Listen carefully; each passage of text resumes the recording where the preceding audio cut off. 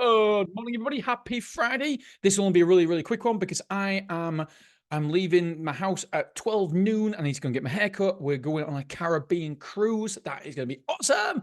And then we're going to Las Vegas for the conference for self-storage. So that'll be awesome as well. So, right, okay. I got a message from Matthew from Manchester Storage in the week. And it was on the back of my newsletter, mrselfstorage.com, by the way. If you aren't signed up, go and sign up. Go and signed up. Yep, that's exactly great English. It's where all the self-storage cool kids hang out. It's a daily newsletter. Anyway, we was talking about cash flow in that newsletter, saying cash flow is a bitch. And by the way, it is a bitch. It's always, especially when you export, only when you're expanding, it's a problem.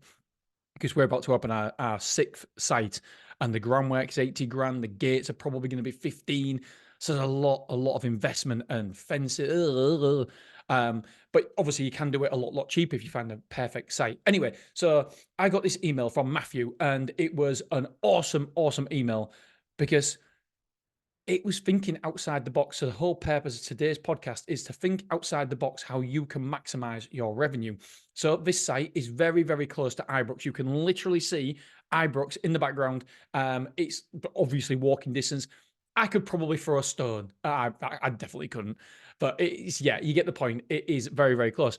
And so Matthew sent me, love the Glasgow location, and the cash flow topic on today's podcast made me think about you. I think it was a newsletter.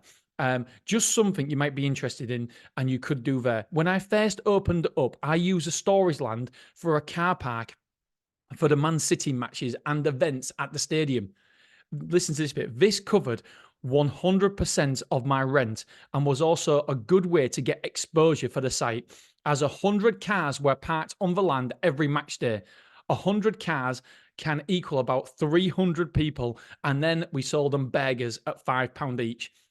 Oh, that is absolutely brilliant. That is thinking outside the box. So even before he opened his self-storage, he cash flowed straight away with the rent being paid for by car parking. The first day I got the land was a match, so I did it in flow from the start. Oh, it's just a thought I had whilst I had it in my head. And I put brilliant. Do you mind if I put this on the podcast? And yeah, it's so there's not only storage that you can make money out of storage. So how can you think outside the box? Obviously, if you're not near a stadium, then you can't do this. But there must be some other way of thinking outside the box. What have we done in the past? So obviously car parking, we've done car parking before with, I think we charge like £15. We've partnered. We are currently partnering as well with a hire company, that big hire company at Mansfield. They're storing, I think, 20 cars with us around the back.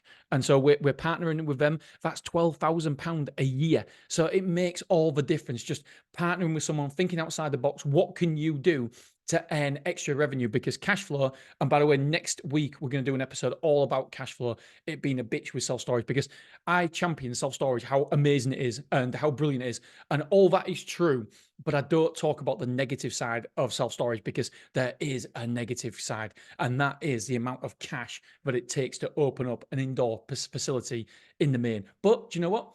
The harder it is, the bigger the moat. So meaning that not everybody can do it. Not everybody can open a Mansfield. Not everyone can deploy £20,000 and start losing £30,000 a month as soon as you open, because of repayments of loan, the rent, the rates, the electric, the staff. So not everybody can afford to lose 30 grand a month. And I'm one of those people. I cannot afford to lose 30 grand a month, but that is what that's what happens when you open a site. And it might not be 30,000, it might be 20,000, it might be more, it might be 50,000. Whatever it may be. And so we are going to talk about that next week. I'm going to record all next week's episodes today. There'll be an episode for the next 2 weeks. There'll be an episode every Monday, Wednesday, and Friday.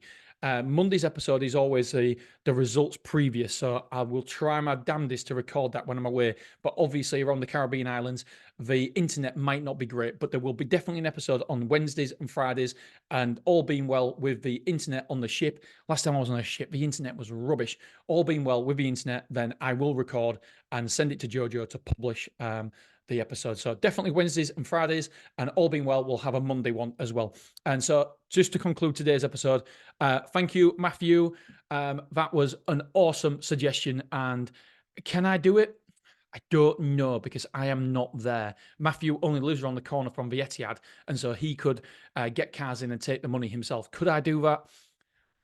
Is it too much hassle? I don't know, but it's definitely worth thinking about. And when you open your brain up to these outside the box thinkings and you get more ideas, as long as you open yourself up, we can't just go down the route of, right, okay, it's got to be this. It's got to be what we always do. We need to iterate, we need to improve, we need to think differently. If we think the same as everybody else, then we only get the same results as everybody else. So we need to think outside the box. Right, my friends? I love you. I don't know why did I clap my hand? Right. I love you. I appreciate you. Don't forget to sign up to MrSelfStorage.com. All right. See ya. Nope. I'll see you on next Wednesday. Hopefully next Monday as well. Have an awesome weekend, guys. And thank you so much for listening and just being a part of all this. I really, really appreciate it. All right. See you soon. Bye.